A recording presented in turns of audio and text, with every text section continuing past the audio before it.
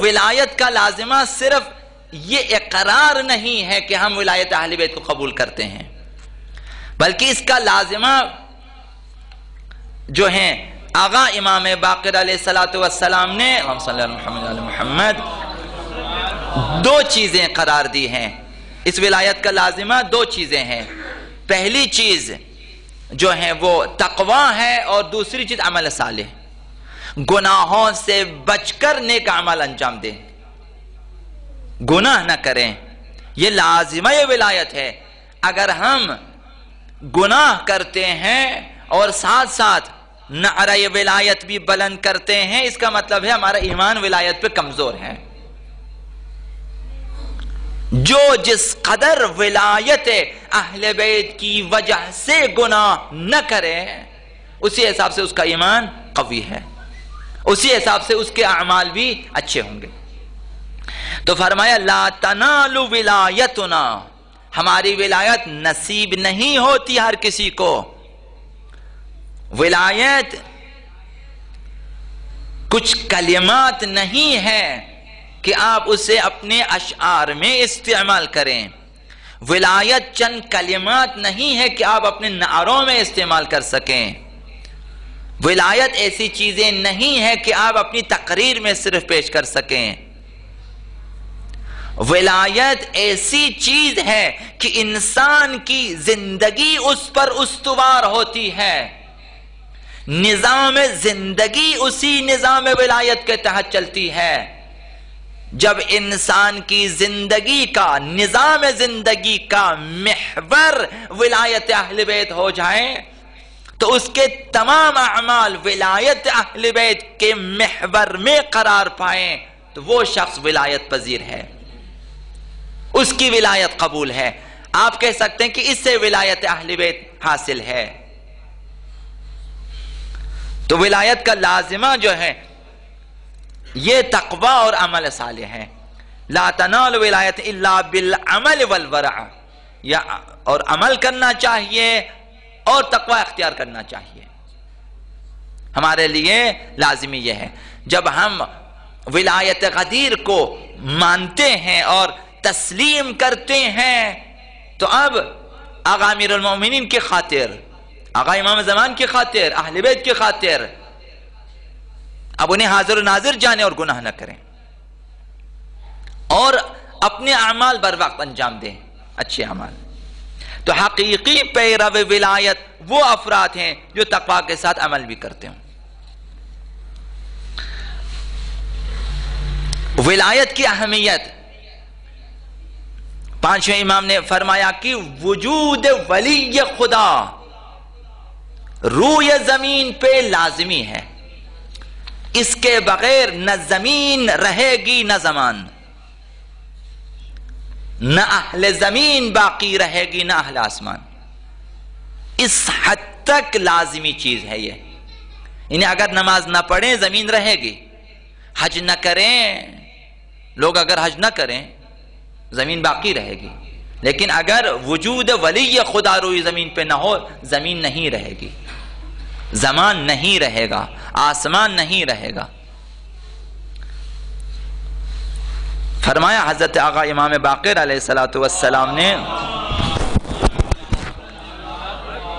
لو ان الامام رفع من الارض ساعتا، ساعت لمحے کو کہتے ہیں، اگر امام اٹھ جائے روئے زمین سے ایک لمحہ کے لیے، ساعتن صرف ایک لمحہ، ہم کہیں ایک سیکنڈ، اگر روئے زمین پہ امام نہ رہے، اس کرۂ ارضی پہ امام نہ رہے، فرمایا لماجت بأہلہا، زمین اس طرح مضطرب ہو جائے گی، دگرگون ہو جائے گی، نابود ہو جائے گی زمین، کما یموج البحر بأہلہ، جس طرح سمندر میں جب طوفان آ جاتا ہے تو سمندر دگرگون ہو جاتا ہے، زمین اس طرح بے قرار ہو جائے گی، نہیں رہے گی۔ ہمارے پاس جو دوسری احادیث ہیں اس میں یہ ہے لساحت الارض، زمین اپنے تمام اہل زمین کو نگل لے گی اور ختم کرے گی۔ امام یعنی ولی خدا کا وجود اس حد تک لازمی ہے۔ غدیر خم کے دن اس ولایت کا اعلان ہوا ہے۔ ہمارے پاس حدیث ہے کہ یہ ولایت جس کے ہم معتقد ہیں، جس کا اعلان ہوا خم غدیر میں، یہ ولایت مساوی ہے دین اسلام کے۔ ساتویں امام موسیٰ بن جعفر علیہ السلام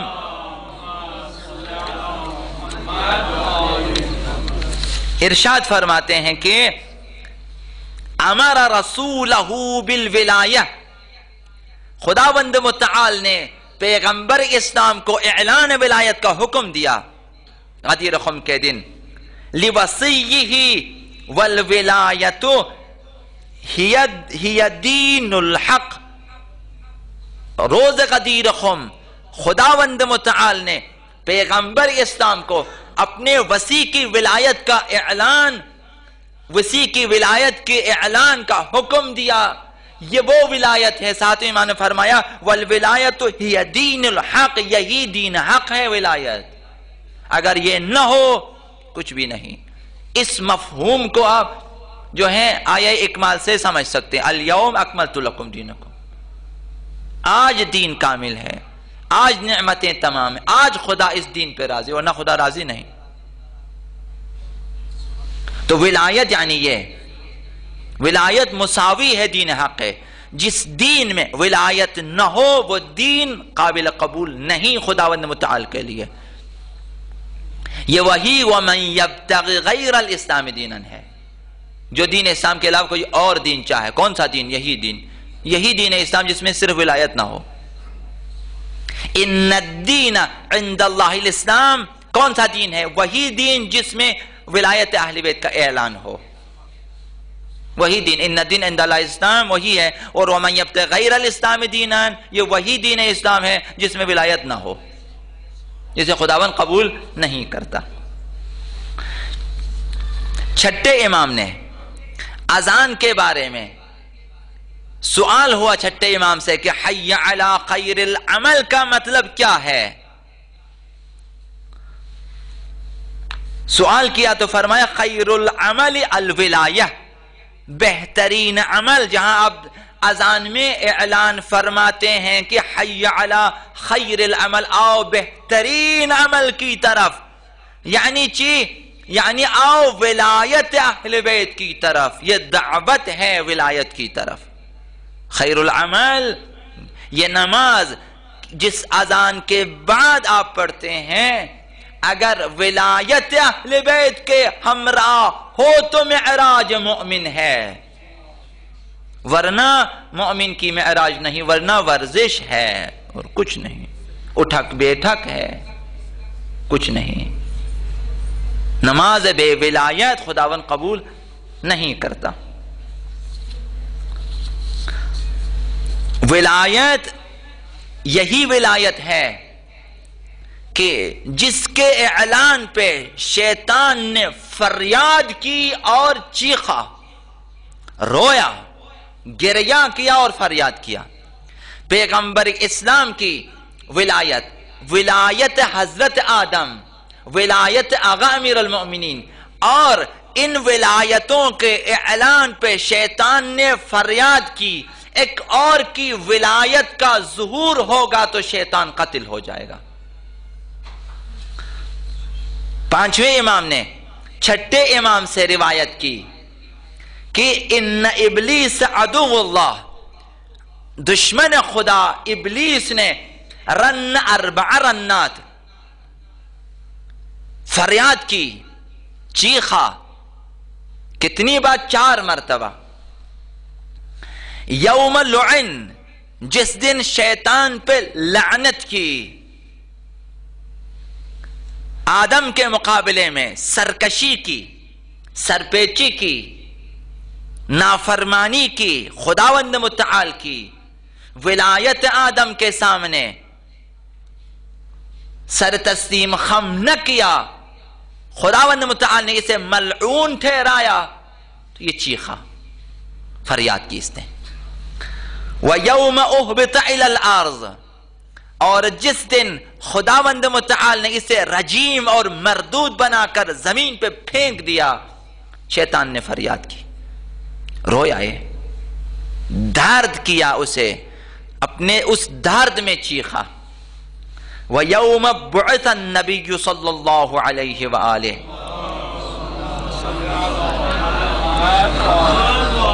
اور جس دن پیغمبر اسلام صاحب ولایت مبعوث ہوئے، اس دن شیطان نے فریاد کی۔ وَيَوْمَ الْغَدِيرِ، اور جس دن غدیر خم میں آقا امیر المؤمنین کی ولایت اور اہل بیت کی ولایت کا اعلان ہوا، اس دن شیطان نے فریاد کی۔ اور احادیث میں ہے کہ جب ظہور آقا امام زمان عجل اللہ تعالی فرجہ الشریف ہوگا، یعنی ظہور ولایت غدیر، ظہور ولایت آخرین وارث غدیر کا جب ظہور ہوتا ہے تو اس دن شیطان ختم ہو جائے گا۔ تو یہ ولایت جسے آپ مانتے ہیں اور جس کے تحت آپ زندگی گزارتے ہیں، یہ ولایت جو آپ کے ایمان کا حصہ ہے، جو آپ کی روح و روان ہے، یہ ولایت شیطان کو ناکام کرنے والی ہے۔ ورنہ شیطان کو ناکام کرنے کی ضرورت نہیں ہے، باقیوں کے ساتھ شیطان ہوتا نہیں ہے۔ کیوں نہیں ہوتا؟ کہ میں کس لیے جاؤں گا؟ جو گمراہ نہ ہو میرا کام ہے گمراہ کروں، جو پہلے تو گمراہ میں وہاں جا کیا کروں؟ وہ لاکھوں افراد جمع ہو کے ورد کرتے ہیں، کہتے کرتے ہیں، میرا کیا جائے گا؟ جانے دیں انہیں۔ آپ سمجھتے ہیں کہ وہ کیسے کامیاب اسی وجہ سے، شیطان نہیں ہے۔ تکفیری گروہ کہتے ہیں قتل کرتے ہیں، کرنے شیطان کو گمراہ کر کے سیدھی راہ پہ لائے گا، وہ کبھی نہیں لائے گا، کہا ٹھیک ہے اسی راہ پہ چلتے رہیں۔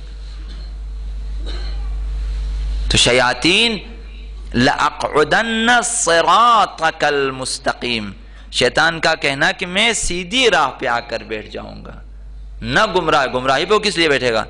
وہ آئے گا سیدھی راہ پہ۔ شیطان مسجد کے دروازے پہ ہوتا ہے، شیطان امام بارگاہوں میں ہوتا ہے، شیطان آپ کے پاس، شیطان ان کے پاس جو جن کے بارے میں اسے خطرہ ہے کہ یہ لوگ سیدھی راہ پہ چلیں گے، ان کو گمراہ کرنے کے لیے۔ لَأَقْعُدَنَّ صِرَاطَكَ، خدایا میں تیری سیدھی راہ میں آ کر بیٹھ جاؤں گا تاکہ مومنین کو گمراہ کریں۔ تو اگر چاہتے ہیں کہ شیطان ناکام ہو جائے تو ولایت اہل بیت کو مضبوطی سے تھامیں۔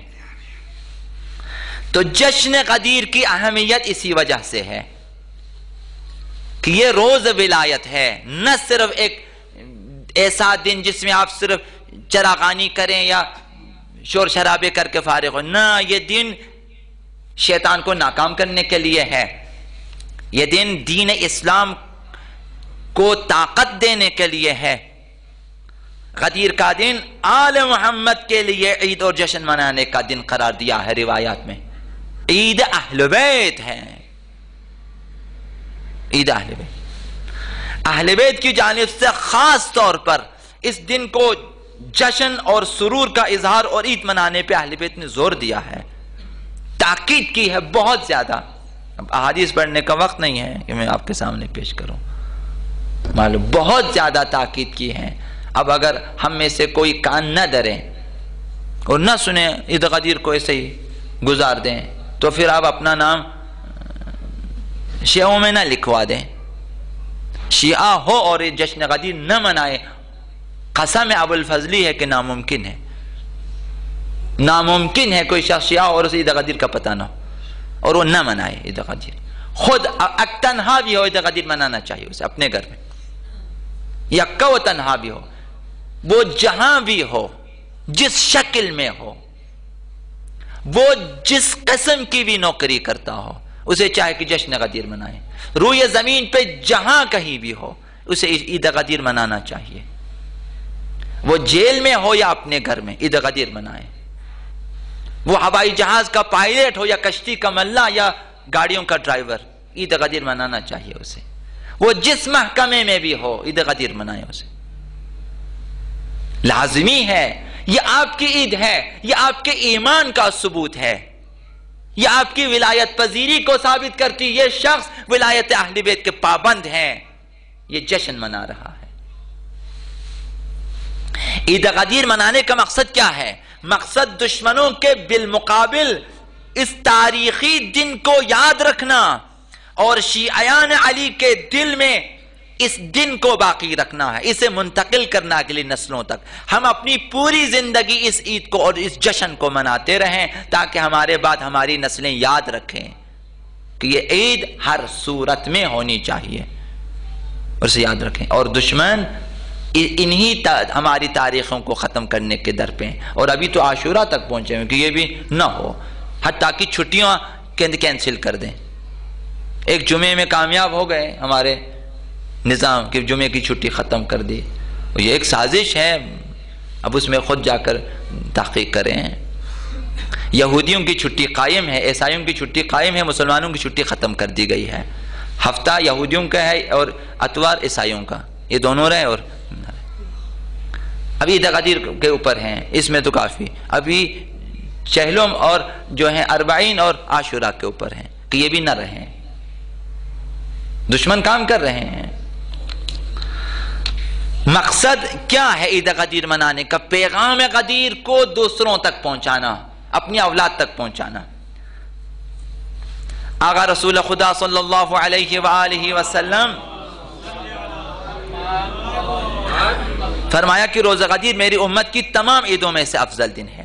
چھٹے امام نے فرمایا کہ عید غدیر عید اللہ الاکبر، خداوند متعال کی عید ہے، یہ منصوب خداوند متعال کی سب سے بڑی عید، خدا کے ہاں اس سے بڑی عید نہیں ہے۔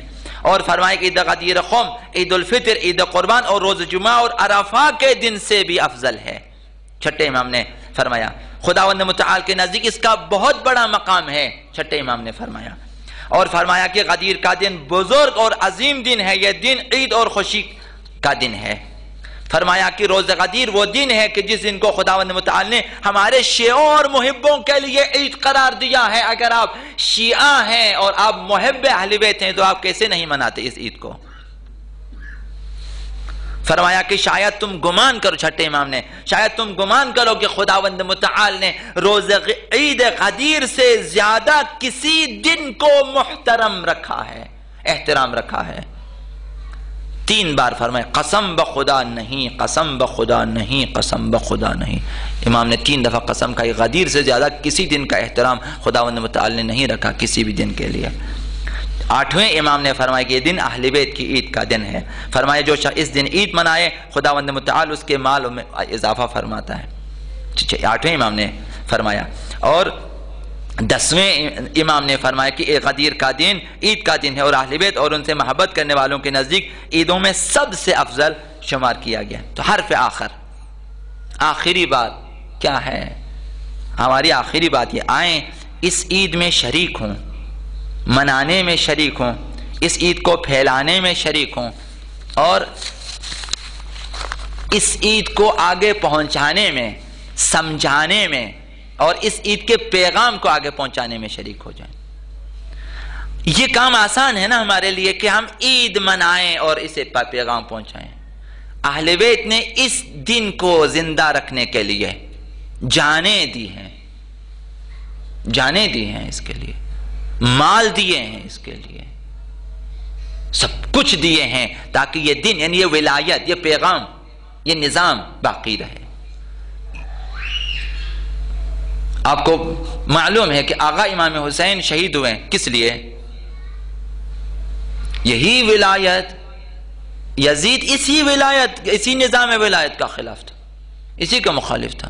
وہ کیا چاہتا تھا؟ یہ نظام ولایت نہ رہے، باقی نماز پڑھتے رہے ہمیشہ، لیکن اہل بیت کی حکومت قائم نہ ہونے پائے، خلافت اہل بیت کو نہ ملے، نظام اہل بیت کے ہاتھ میں نہ آ جائیں، اہل بیت حاکم نہ ہوں۔ آقا امام حسین نے قربانی دی ہے، حسین ابن علی شہید غدیر ہیں،